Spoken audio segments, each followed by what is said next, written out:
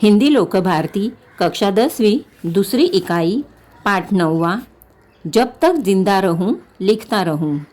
विश्वनाथ प्रसाद तिवारी। परिचय। जन्म 1941, देवरिया उत्तर प्रदेश। परिचय। विश्वनाथ प्रसाद तिवारी जी हिंदी जगत के जाने माने कवि, लेखक, आलोचक एवं संपादक हैं। आप देश, काल और वातावरण के प्रति सजग और संवेदनशील रचनाकार है।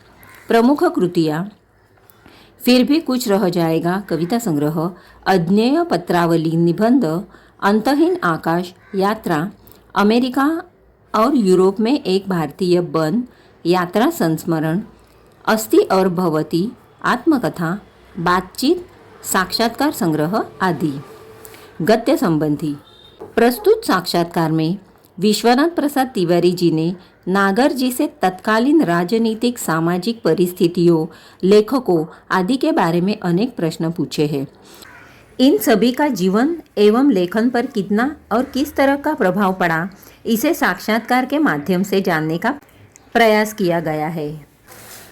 अमृतलाल नागर जी से विश्वनाथ प्रसाद तिवारी जी की बातचीत। तिवारी जी: नागर जी, मैं आपको आपके लेखन के आरंभ काल की ओर ले चलना चाहता हूँ। जिस समय आपने लिखना शुरू किया उस समय का साहित्यिक माहौल क्या था? किन लोगों से प्रेरित होकर आपने लिखना शुरू किया और क्या आदर्श थे आपके सामने? नागर जी: लिखने से पहले तो मैंने पढ़ना शुरू किया था। आरंभ में कवियों को ही अधिक पढ़ता था। स्नेही जी, अयोध्या सिंह उपाध्याय की कविताएं ज़्यादा पढ़ी। छापे का अक्षर मेरा पहला मित्र था। घर में 2 पत्रिकाएं मंगाते थे मेरे पितामह, एक सरस्वती और दूसरी गृहलक्ष्मी। उस समय हमारे सामने प्रेमचंद का साहित्य था, कौशिक का था।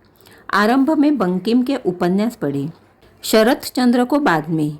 प्रभात कुमार मुखोपाध्याय का कहानी संग्रह देशी और विलायती 1930 के आसपास पढ़ा। उपन्यासों में बंकिम के उपन्यास 1930 में ही पढ़ डाले। आनंद मठ, देवी चौधरानी और एक राजस्थानी थीम पर लिखा हुआ उपन्यास उसी समय पढ़ा था। तिवारी जी: क्या यही लेखक आपके लेखन के आदर्श रहे? नागर जी: नहीं, कोई आदर्श नहीं, केवल आनंद था पढ़ने का। सबसे पहले कविता फूटी साइमन कमीशन के बहिष्कार के समय 1928-1929 में। लाठीचार्ज हुआ था। इस अनुभव से ही पहली कविता फूटी, कब लव कहो लाठी खाए। इसे ही लेखन का आरंभ मानिए।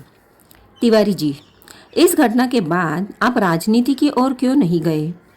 नागर जी: नहीं गया क्योंकि पिताजी सरकारी कर्मचारी थे। 1929 के बाद मेरी रुचि बढ़ी, पढ़ने में भी और सामाजिक कार्यों में भी। लेकिन मेरी पहली कहानी छपी 1933 में, अपशकुन। तुम्हारे गोरखपुर के मन्नन द्विवेदी लिख रहे थे उन दिनों। चंडी प्रसाद रिद्देश थे जिनकी लेखन शैली ने मुझे बहुत प्रभावित किया। तिवारी जी: क्या उन दिनों आप पर गांधी जी के व्यक्तित्व का भी कुछ प्रभाव पड़ा?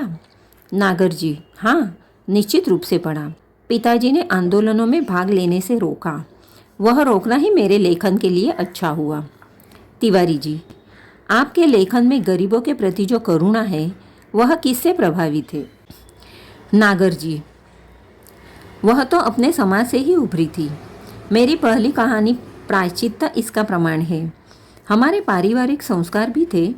मेरे पिताजी में एक अद्भुत गुण था, वे किसी के दुख दर्द में तुरंत पहुँचते थे। इसने मुझे बहुत प्रभावित किया। तिवारी जी: उस समय तो क्रांतिकारी आंदोलन भी हो रहे थे, क्या उनका भी आप पर कुछ प्रभाव पड़ा? नागर जी: उसी से तो पिताजी ने डांटा और रोका। काकोरी बम कांड हो चुका था। 1921 से आंदोलन तेज हो गए थे। तिवारी जी: क्या सामाजिक आंदोलनों जैसे आर्य समाज का भी आप पर कुछ प्रभाव पड़ा? नागर जी: आरंभिक असर है थोड़ा ज़रूर। मेरे पिताजी में एक अच्छी बात थी कि उन्होंने मुझे सामाजिक आंदोलनों में जाने से कभी नहीं रोका। जवाहरलाल नेहरू से मेरी भेंट 1933 में हुई। उनकी माँ मेडिकल कॉलेज में दाखिल थी और उसी समय मेरा छोटा भाई भी वहाँ दाखिल था। नेहरू जी जेल में थे।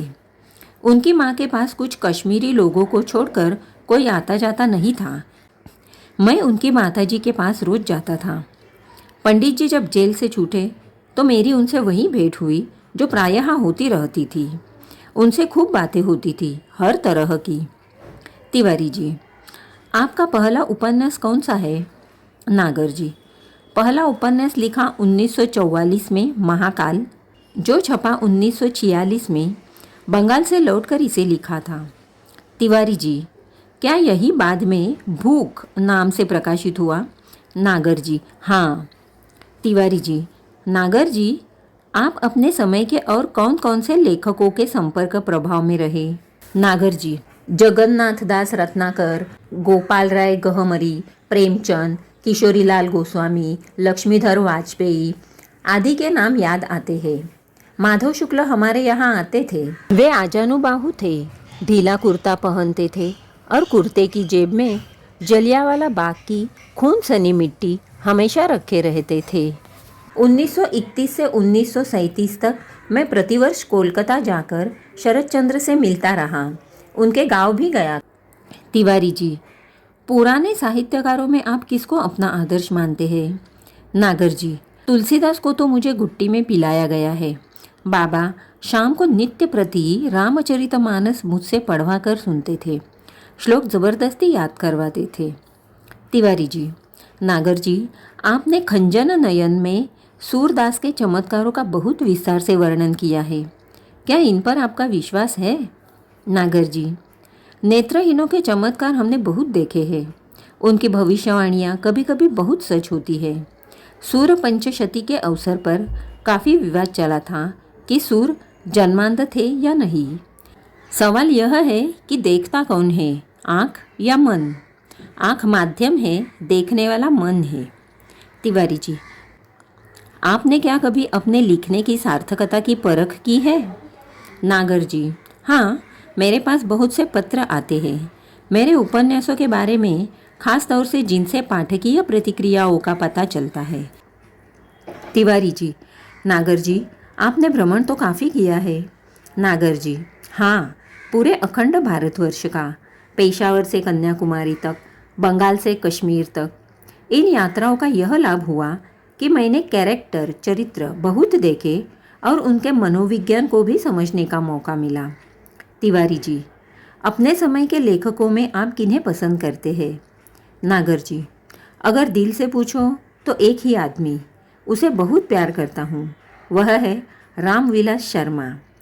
प्रभात कुमार मुखोपाध्याय का संग्रह देशी और विलायती अगर मिल जाए तो फिर पढ़ना चाहूँगा। बदलते हुए भारतीय समाज के सुंदर चित्र है उनकी कहानियों में। टॉल्स्टॉय और चेखव की रचनाएं भी मुझे प्रिय है। तिवारी जी, आपने तो पत्रों का भी बहुत संकलन किया है। नागर जी, हाँ, बहुत। पत्रों का संग्रह भी काफ़ी है, लेकिन वह व्यवस्थित नहीं है। मैंने प्रत्येक जाति के रीति रिवाज भी इकट्ठे किए हैं। इसके लिए घूमना बहुत पड़ा है, बड़े बूढ़ों से सुनकर भी बहुत कुछ प्राप्त किया है। गदर के फूल के लिए मुझे बहुत लोगों से मिलना जुलना पड़ा। तिवारी जी, आपने अपने उपन्यासों के लिए फील्डवर्क बहुत किया है। नागर जी, हाँ, बहुत करना पड़ा है। नाचो बहुत गोपाल के लिए सफाई कर्मियों की बस्तियों में जाना पड़ा, उनके रीति रिवाजों का अध्ययन करना पड़ा। तिवारी जी, नागर जी, क्या आप मन और प्राण को अलग अलग मानते हैं? नागर जी, हाँ, प्राण को मन से अलग करना पड़ेगा। मन की गति आगे तक है, प्राण को वहाँ तक खींचना पड़ता है। मन एक ऐसा निर्मल जल है जिससे जीवन के संस्कार रंगते हैं। मन प्राण से ही सधता है।